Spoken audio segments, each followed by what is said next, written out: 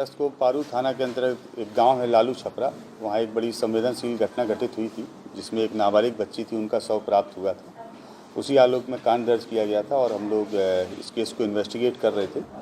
इसमें एक एसआईटी गठित की गई थी एसडीपीओ सरैया चंदन उनके नेतृत्व में, जिसमें हम लोगों के डीआईयू की टीम, उनके जो प्रभारी हैं लाल किशोर वो, और जो पारू के थाना अध्यक्ष हैं मोनू कुमार, जो कि उस कांड के अनुसंधानक भी हैं, लगातार सक्रियता से इस केस में हम लोग लगे हुए थे। इस केस में घटना के 3 दिन उपरांत एक व्यक्ति की गिरफ्तारी की गई थी जिनका नाम मिथिलेश राम था, जिसके बारे में आप लोगों को मैंने पूर्व में सूचना भी दी थी।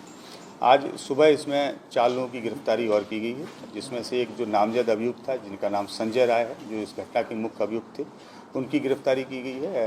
अररिया जिला है वहाँ के पास से। इसके अतिरिक्त 3 और अपराधकर्मी इसमें गिरफ्तार किए गए हैं जो उनके सहयोगी के रूप में थे, जिसमें एक का नाम पंकज पासवान है, दूसरे का नाम चुन्नू है और तीसरे का नाम मुन्ना पासवान है। इस प्रकार से इस पूरे घटनाक्रम में अभी तक हम लोगों ने कुल 5 लोगों की गिरफ्तारी की है। इसमें पूरी घटना में अभी 2 लोगों की संलिप्तता और प्रकाश में आई है पूछताछ के दौरान, तो हम लोग प्रयास कर रहे हैं और हम लोग की टीम उन दोनों लोगों की गिरफ्तारी के लिए भी प्रयासरत है।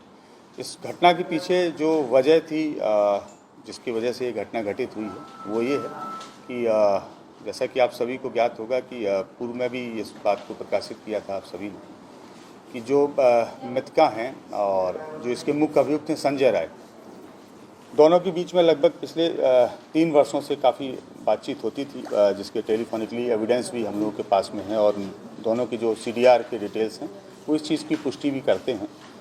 घटना 11 मई की रात की है, 11 अगस्त की रात की है। तो 11 अगस्त को रात्रि में लगभग 10:30 बजे से 11 बजे के बीच में दोनों की टेलीफोन पर बात हुई, जिसकी पुष्टि सीडीआर में भी है।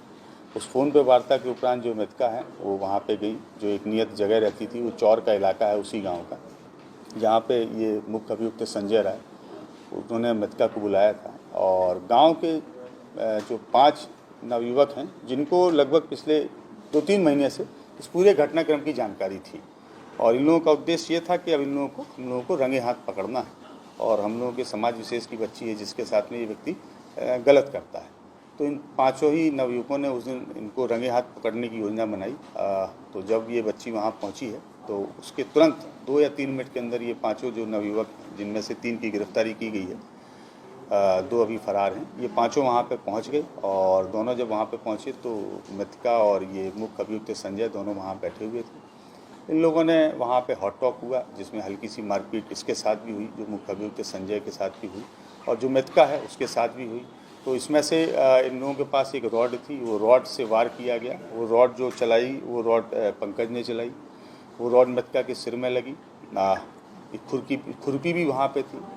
फिर जब इनको लगा कि वो रॉड से वो बेहोश होकर नीचे गिर गई, तब इनको लगा कि शायद कहीं ऐसा ना हो कि मृत्यु हो जाए, तब फिर खुरपी से भी उसके ऊपर वार किया गया।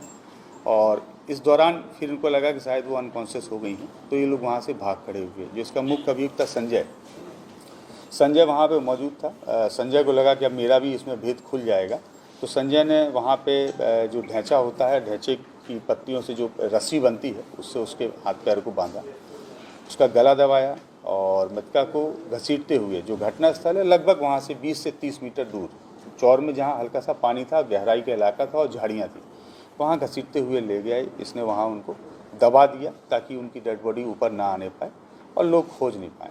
इसके बाद में जो खुरपी वहीं फेंकी हुई थी, उस खुरपी से इसने जो घटनास्थल था, घटनास्थल की मिट्टी को भी खोदा ताकि ऊपर से देखने पे जो खून के दाग हैं, धब्बे हैं, वो प्रथम दृष्टया देखने से प्रतीत नहीं हो। इसके बाद ये अपने एक जो सहयोगी है जिसकी गिरफ्तारी पहले की गई है, मिथिलेश, बुलेरो से उसके साथ में भागा और भाग के छपरा गया। फिर ये लगातार भागते रहे, मोबाइल इनका बंद रहा, हम लोग लेकिन ट्रेस करते रहे और फाइनली जो है इनकी आज सुबह गिरफ्तारी वो अररिया से हो गई है। हम लोगों ने इस कांड में अभी तक जो चीज़ें जब्त की हैं, वो एक हथियार जो खुरपी है उसको जब्त किया है हमने। इसके अलावा जो वाहन है बुलेरो जिससे भागे थे उसको जब्त किया है। 4 मोबाइल फ़ोन हैं जो इन्हीं अभियुक्तों के हैं, वो हम लोगों ने जब्त किए हैं। और इसमें अभी 2 अपराधकर्मी फरार हैं जिनकी हम लोग गिरफ्तारी के लिए प्रयासरत हैं। और इसके अतिरिक्त कुछ अन्य एग्जिबिट्स भी हैं जो हम लोगों को अभी सीज करने हैं, जिसके लिए हम लोग सर्च अपना जारी रखे हैं। उम्मीद कर रहे हैं कि कल शाम तक इसमें हम लोगों को कुछ और बरामदगी और गिरफ्तारी भी होगी, जिससे हम आप लोगों को अवगत कराएंगे। जो आरोपी गिरफ्तारी हुई गांव के रहने वाले हैं? बाहर सारे आरोपी उसी गांव के।